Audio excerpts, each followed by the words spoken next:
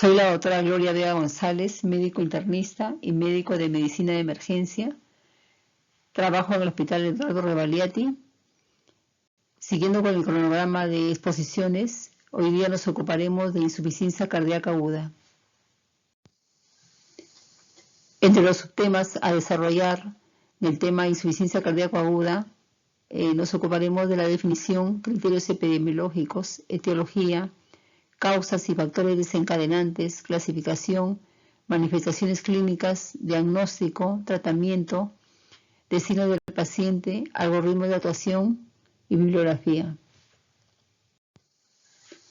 La insuficiencia cardíaca aguda es un síndrome clínico derivado de la alteración cardíaca estructural o funcional que hace que el miocardio sea incapaz de aceptar toda la precarga sin aumentar las presiones de llenado y no alcanza un buen gasto cardíaco, caracterizado por síntomas típicos, disnea, fatiga, edema de tobillos, y por signos típicos como hipertensión venosa elevada, crepitantes pulmonares y edema periférico. En cuanto a la epidemiología, aproximadamente un 1 o 2% de la población adulta de los países desarrollados tienen insuficiencia cardíaca, pero la prevalencia aumenta hasta más del 20% entre personas mayores de 70 años. La enfermedad arteria coronaria es la causa de aproximadamente los 2/3 de los casos de insuficiencia cardíaca sistólica, aunque en muchos casos de hipertensión y de diabetes probablemente sean factores contribuyentes. La mortalidad global del 50% a 5 años, de hecho el diagnóstico de clase 3 o 4, el 50% a 1 o 2 años a pesar del tratamiento. Los casos más graves de cardiopatía de grado 4 tienen una mortalidad mayor del 60% al año. La incidencia de insuficiencia cardíaca se duplica cada década encima de los 45 años. En cuanto a los criterios epidemiológicos, la prevalencia es de 10% a 20% en la población entre los 70 a 80 años. La prevalencia es de 6 millones de pacientes en Estados Unidos. Hay 550.000 nuevos casos cada año. La mortalidad a los 5 años es del 50% independientemente de la clase funcional. El 80% de la falla cardíaca en los servicios de emergencia requieren hospitalización. El 47% hospitalizados dados de alta se rehospitalizan a los 90 días. Se afecta al 2% de la población en general y en mayores de 65 años se encuentra el 6 al 10%. El riesgo de insuficiencia cardíaca a los 55 años es del 33% en varones y el 28% en mujeres. En la etapa vulnerable post-alta, la reinternación a los 30 o 90 días es del 30% y la muerte dentro de los 30 o 90 días es del 15%. En cuanto a la etiología, el primer episodio de insuficiencia cardíaca se debe a una alteración estructural o funcional no conocida previamente. Y las reagudizaciones posteriores son consecuencia de una progresión de causa previa o de un factor desencadenante. Son factores la dieta, que causa el 25 a 50%, arritmias, infecciones en un 20 a 30%, hipertensión, cardiopatías sistémicas en el 10%. Entre otras etiologías tenemos cardiopatías isquémicas, hipertensión, valvulopatías, miocardiopatías, enfermedades pericárdicas, cardiopatías congénitas.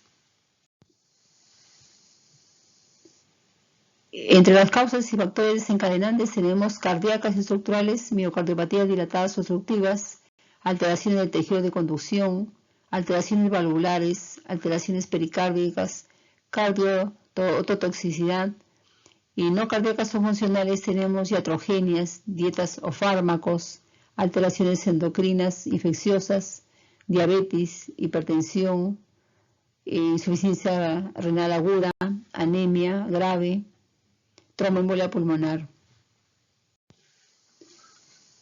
En cuanto a la fisiopatología de la insuficiencia cardíaca, ¿cómo se produce la falla cardíaca? Mediante un común denominador que es el bajo gasto cardíaco. Al bajar el gasto cardíaco, se activa el sistema neurohormonal y todos los órganos se ven afectados, ocasionando hipoperfusión y generando un estrés.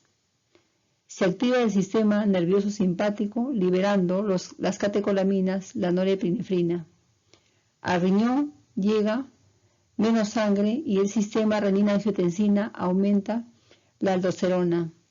Se altera el hipotálamo y aumenta la secreción de la hormona antidiurética. Aumenta la vasopresina y entonces es lo que se conoce como activación del sistema neurohormonal. Al activar el sistema neurohormonal, va a aumentar la norepinefrina, aumentar la angiotensina y hace vasoconstricción, aumenta la presión y la resistencia.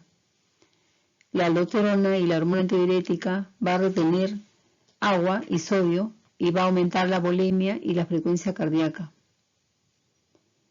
Entonces el gasto cardíaco va a disminuir, ocasionando aumento del volumen y aumento de la presión arterial. Y el paciente al inicio está asintomático, pero su cuerpo va a ocasionar aumento de presión y aumento de la volemia. Y a largo plazo va a ocasionar vasoconstricción y aumento de la postcarga, reteniendo volumen y aumentando la precarga, aumentando el retorno venoso y aumentando la postcarga. Estos dos factores ocasionan el remodelado cardíaco, que va a ocasionar la muerte. En insuficiencia cardíaca de alto gasto cardíaco tenemos el embarazo, anemia, tirotoxicosis, fístula arteriovenosa, el beriberi y enfermedad de Payet. En la insuficiencia cardíaca sistólica va a haber una dificultad para la eyección. Va a haber una incapacidad de los ventrículos para eyectar la sangre necesaria para el metabolismo tisular sin un aumento compensatorio de la presión auricular, en reposo y esfuerzo debido a la normalidad de la contracción. La fracción de eyección va a estar disminuida en un 50%. En la insuficiencia cardíaca diastólica va a haber una dificultad para el llenado. Va a haber una incapacidad de los ventrículos para llenarse sin un aumento compensatorio de la presión auricular en reposo y esfuerzo. La fracción de eyección va a estar normal. Formas de insuficiencia cardíaca: sistólica y diastólica. En la sistólica tenemos las patologías cardiopatía isquémica, insuficiencia aórtica, miocardiopatías, miocarditis. En la diastólica tenemos hipertensión, estenosis aórtica, miocardiopatías también y amiloidosis. En cuanto a las manifestaciones clínicas, tenemos en pacientes que tienen congestión pulmonar y sistémica, hay disnea de esfuerzo, ortopnea, tos no productiva, crepitantes, sibilantes, edema, hepatomegalia, ascitis, ingurgitación venosa. En pacientes que tienen una disminución del gasto cardíaco van a presentar abstenia, anorexia, alteraciones de conciencia, oliguria, cianosis periférica, taquicardia, hipotensión arterial.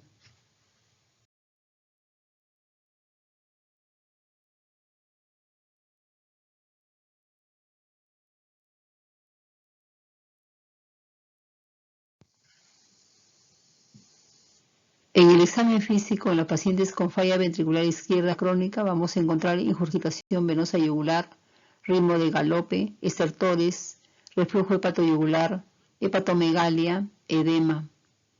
En los pacientes con falla ventricular izquierda aguda vamos a encontrar taquicardia, diaforesis, taquimia, presión sanguínea baja, extremidades frías, moteado de la piel, oliguria.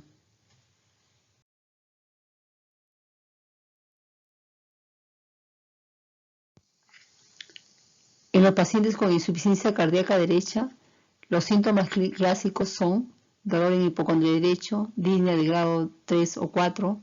Al examen físico se observará ingurgitación yugular, hepatomegalia generalmente dolorosa, con o sin ictericia, edema periférico. Pueden presentarse también ascitis. En la insuficiencia cardíaca derecha, los síntomas anterogradados son oliguria, letargia, confusión. Y los síntomas retrógrados van a ser hepatomegalia, edema, ingurgitación yugular. En cuanto a los aspectos clínicos, tenemos síntomas congestivos, edema periférico, disnea paroxística nocturna, disnea al ejercicio, octornea. En cuanto a los síntomas de bajo gasto cardíaco, en pacientes crónicos tenemos debilidad, fatiga, pérdida de peso. En pacientes agudos, confusión, disnea, dolor abdominal. Debemos hacer una diferencia entre la insuficiencia cardíaca izquierda y la insuficiencia cardíaca derecha. En la insuficiencia cardíaca izquierda tenemos un paciente con ortornea, disnea, crépitos. Un paciente con congestión pulmonar, con aumento de la presión capilar pulmonar mayor de 18. Lo normal es de 8 a 12 y el paciente va a tener mayor de 18. En la insuficiencia cardíaca derecha vamos a tener un paciente edematoso, congestionado, con ingurgitación yugular, edema de miembros inferiores, con aumento de la presión venosa central.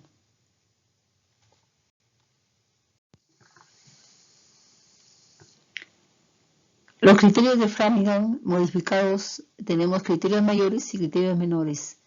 En los criterios mayores tenemos la disnea paroxística nocturna, edema agudo de pulmón, crepitantes, distensión venosa yugular, reflujo hepatoyugular, galope en el tercer ruido, cardiomegalia. En cuanto a los criterios menores tenemos edema malleolar, derrame pleural, disnea de esfuerzo, tos nocturna, taquicardia, hepatomegalia. Se consideran dos criterios mayores o un criterio mayor o dos menores. Hay una clasificación en cuanto a las etapas de la insuficiencia cardíaca, que son A, B, C y D. A, de alto riesgo. B, con disfunción del ventrículo izquierdo, que generalmente son asintomáticos. C, síntomas de insuficiencia cardíaca. D, síntomas refractarios.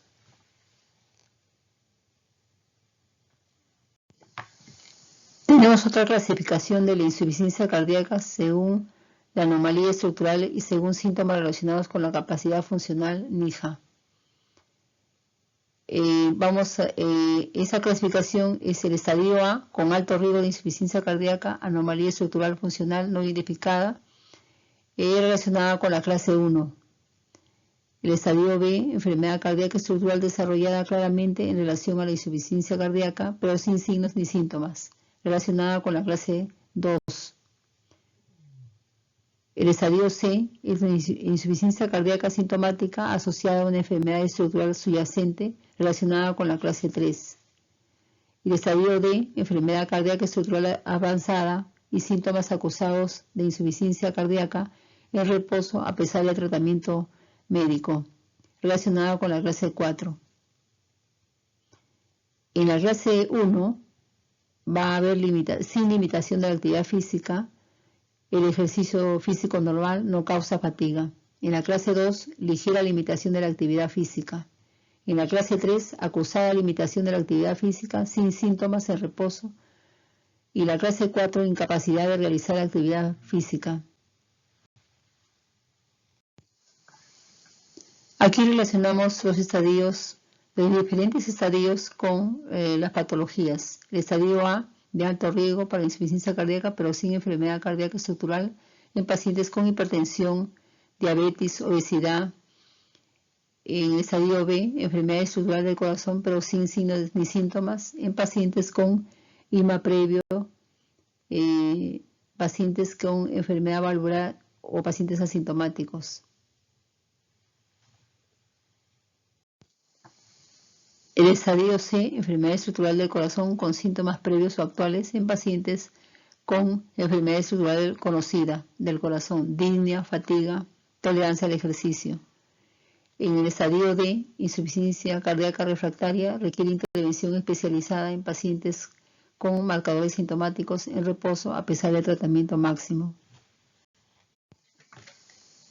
La clasificación de la gravedad clínica de la insuficiencia cardíaca aguda se basa en la observación de la circulación periférica, perfusión y en la auscultación de los campos pulmonares con gestión. Los cardiópatas pueden ser clasificados como clase 1, grupo A, caliente y seco, clase 2, grupo B, caliente y húmedo, clase 3, grupo L, frío y seco, y clase 4, grupo C, frío y húmedo. Esta clasificación también nos puede ser de utilidad para definir el tratamiento e identificar a los enfermos de alto riesgo de mortalidad.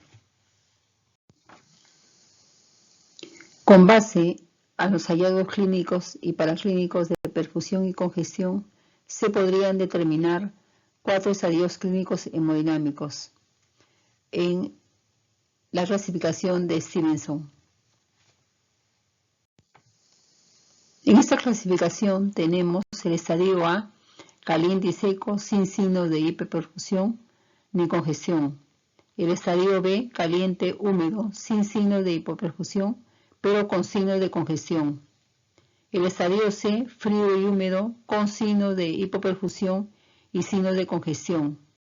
El estadio L viene de bajo perfil, frío seco, con signos de hipoperfusión y signos de congestión. Tenemos pacientes de baja perfusión, frío, baja amplitud de pulso, pulso alternante, frialdad de brazos y piernas, deterioro de la función renal, oliguria, hiponatremia, alteración del sensorio. Pacientes con congestión, húmedo, ortopnea, ingurgitación yugular, crepitantes, ascitis, edema periférico y reflujo hepatoyugular. Entonces designaremos tibio y seco en pacientes normales, tibio y húmedo en edema agudo de pulmón, frío y húmedo en shock cardiogénico, frío y seco en bajo gasto en la hipovolemia.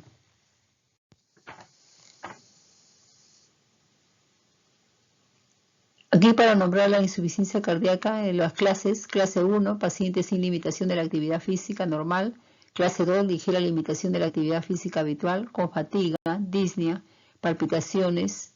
Clase 3, paciente con limitación de la actividad física, los síntomas aparecen con una actividad inferior a la habitual. Y clase 4, pacientes con síntomas de insuficiencia cardíaca en reposo. En cuanto a las formas de presentación en la emergencia, en la falla cardíaca aguda, hay falla cardíaca aguda descompensada, falla cardíaca aguda con crisis hipertensiva, falla cardíaca aguda con edema de pulmón, pacientes con shock cardiogénico grave, con pacientes con falla por gasto elevado, falla cardíaca aguda derecha, y los pacientes con falla cardíaca crónica. Es así como hay formas de presentación. La insuficiencia cardíaca puede presentarse en diferentes formas. Puede presentarse una insuficiencia cardíaca descompensada aguda, bien en una forma aguda, comienza en un paciente con disfunción cardíaca conocida previa o con una descompensación aguda con insuficiencia cardíaca crónica, con signos y síntomas de insuficiencia cardíaca aguda, que pueden ser leves y no cumplen el criterio de shock cardiogénico. Una insuficiencia cardíaca aguda hipertensiva va a acompañarse de una presión arterial elevada y una función ventricular izquierda relativamente preservada con una radiografía compatible con edema agudo de pulmón. En pacientes con edema agudo de pulmón, el patrón alveolar, pacientes generalmente con una radiografía de tórax en alas de mariposa, con importante dificultad respiratoria, crépitos pulmonares, ortopnea, saturación de oxígeno menor de 90. En pacientes con shock cardiogénico, síndrome caracterizado por hipoperfusión tisular aguda severa, presión arterial sistólica menor a 90, que ocurre como resultado de una falla de la capacidad de bombeo del corazón. En pacientes con insuficiencia cardíaca por alto gasto, va a causar un paciente con gasto cardíaco elevado. Normalmente la frecuencia cardíaca va a estar alta y está causada por arritmias, anemia, enfermedad de Payet, tirotoxicosis. En pacientes con insuficiencia cardíaca derecha van a estar caracterizadas por un síndrome de bajo gasto cardíaco, un aumento de la presión venosa yugular, hepatomegalia, hipertensión pulmonar primaria y edema. Para que haya un buen diagnóstico de evaluación y pronóstico, debemos tener una historia clínica bien realizada, con una historia cardiovascular previa probablemente, factores de riesgo asociados, síntomas y signos de congestión y hipoperfusión, y una exploración física y las pruebas adicionales. Se tomarán pruebas de laboratorio, hemograma, pruebas de función renal, gasometría arterial. Se tomará también péptidos natriuréticos, ProBNP, sintetizadores del miocardio ventricular en respuesta a incrementos de volumen o presión.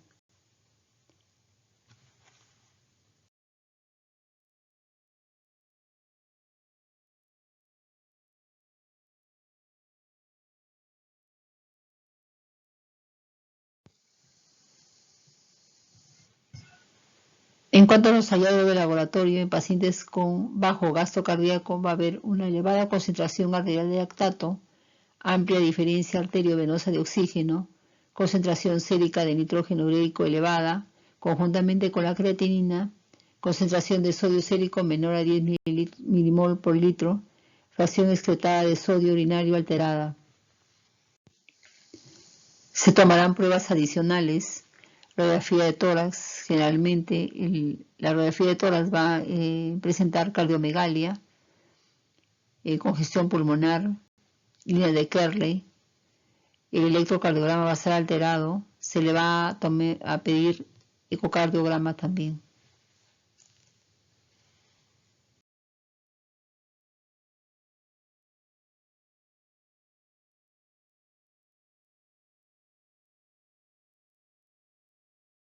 En la ecografía pulmonar va a haber y abdominal va a haber ascitis, derrame pleural, broncograma aéreo.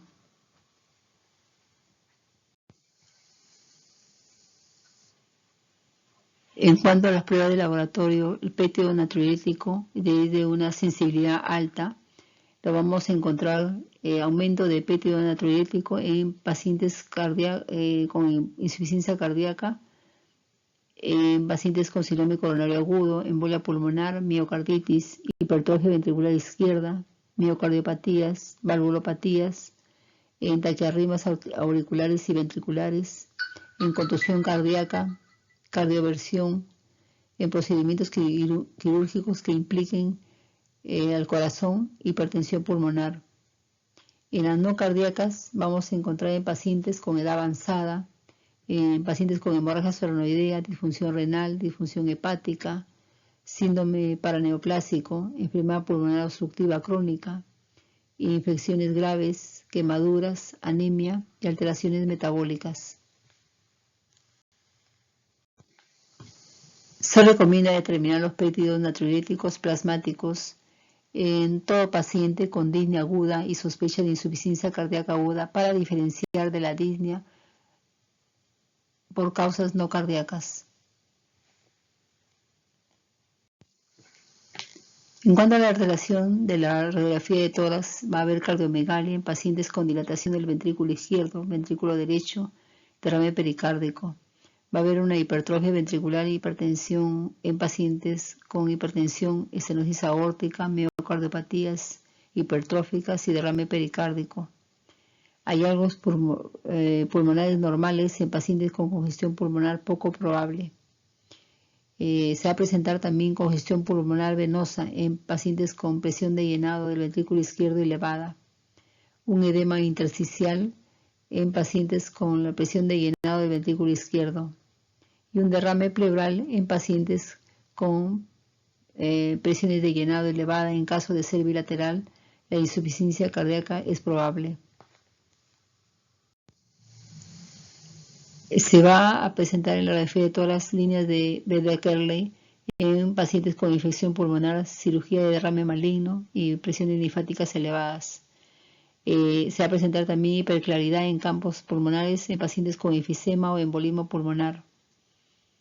Infecciones pulmonares en pacientes con neumonía, que puede ser secundaria a la congestión pulmonar. En cuanto a los objetivos del tratamiento de la insuficiencia cardíaca, tenemos inmediatos: mejorar el estado hemodinámico y la perfusión orgánica, restaurar la oxigenación, aliviar los síntomas, limitar el daño cardíaco y renal, prevenir las tromboembolias, minimizar la estancia de la UCI. Intermedios: identificar la etiología y comorbilidades relevantes, ajustar el tratamiento para controlar los síntomas y la congestión, optimizar la presión arterial, iniciar y aumentar la dosis de tratamiento farmacológico modificado de la enfermedad, considerar el tratamiento con disposición para pacientes seleccionados, desarrollar un plan de atención que incluya una planificación del ajuste y monitorización del tratamiento, considerar la necesidad y el momento de revisión de los dispositivos, inscribir en un programa de atención a la enfermedad, educar e iniciar modificaciones adecuadas al estilo de vida, prevenir la rehospitalización precoz, mejorar los síntomas, la calidad de vida y la supervivencia.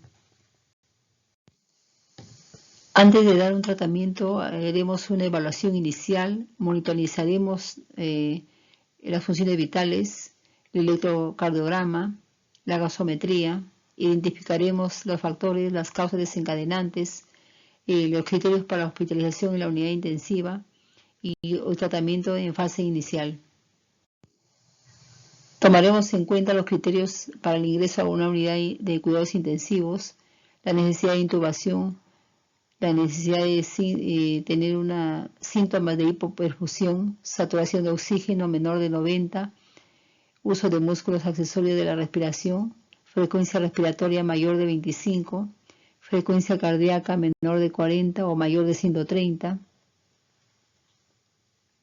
En la fase inicial del tratamiento se va a tomar en cuenta la evaluación al pie de la cama del paciente, su perfil hemodinámico, veremos si hay congestión, si hay signos de perfusión periférica adecuada.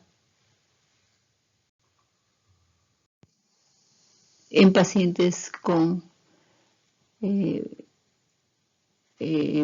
alteración tipo vascular, retribución de fluidos, predominantemente de la hipertensión, daremos vasodilatador, diuréticos. En pacientes con alteración tipo cardíaco, acumulación de fluidos, predominantemente de la congestión, daremos diuréticos, vasodilatadores, ultrafiltración. Y en pacientes con la presión sistólica menor de 90, daremos inotrópicos, considerar un vasopresor en caso refractario, diuréticos, considerar la asistencia mecánica circulatoria si no responde al tratamiento farmacológico, y también vasodilatadores, diuréticos, considerar uso de inotrópicos. En pacientes con sospecha de insuficiencia cardíaca aguda, identificar la etiología aguda, el síndrome coronario agudo, la emergencia hipertensiva, la arritmia, la causa mecánica aguda, la embolia pulmonar, el shock cardiogénico, asistencia circulatoria, farmacológica y mecánica, insuficiencia respiratoria, apoyo ventilatorio, oxígeno, ventilación con presión positiva, ventilación mecánica.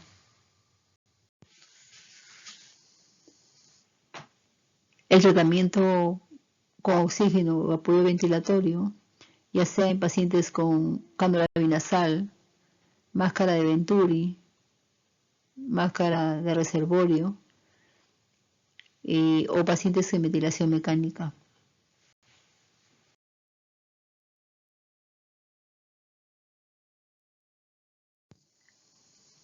En cuanto al tratamiento farmacológico, se le dará diuréticos, furosemida, de a 20 o 40 miligramos por 24 horas, 160 a 200 miligramos en 24 horas dosis máxima, nitroglicerina, nitrato de disolvide, nitroprusiato.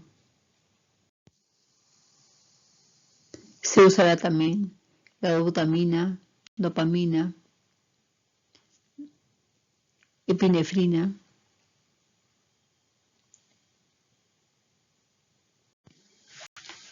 Está recomendada en la profilaxis de las tromboembolias, la heparina. La digoxina está indicada fundamentalmente para pacientes con fibrilación auricular y frecuencia ventricular rápida. Los opiáceos alivian la disnea y la ansiedad. La morfina, 2.5 a 10 miligramos diluidos en 4 a 5 mililitros de agua estéril.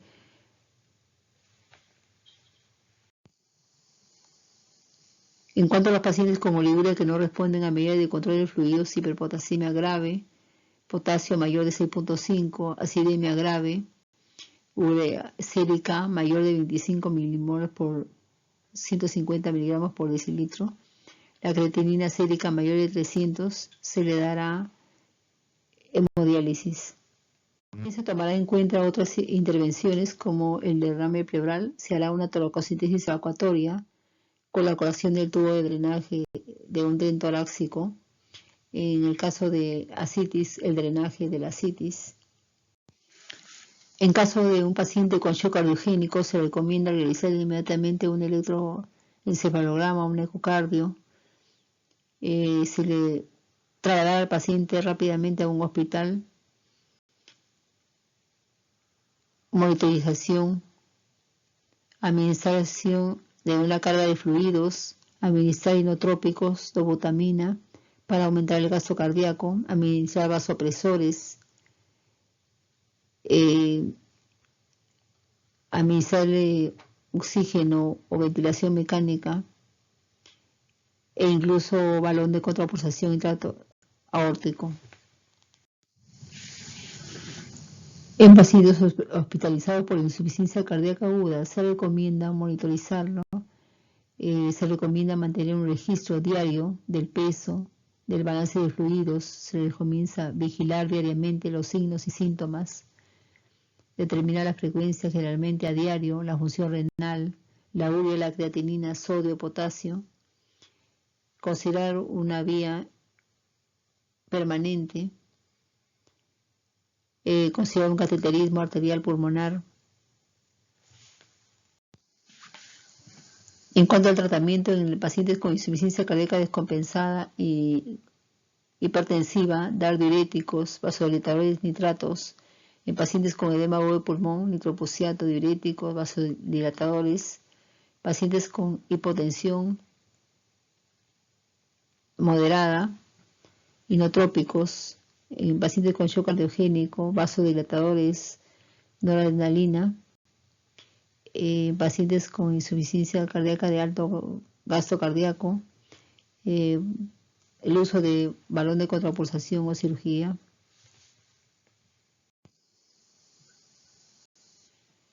Para nombrar algunos fármacos con sus acciones, indicaciones, cuidados y su dosis. Para mostrarles algunas fuentes de información. Muchas gracias.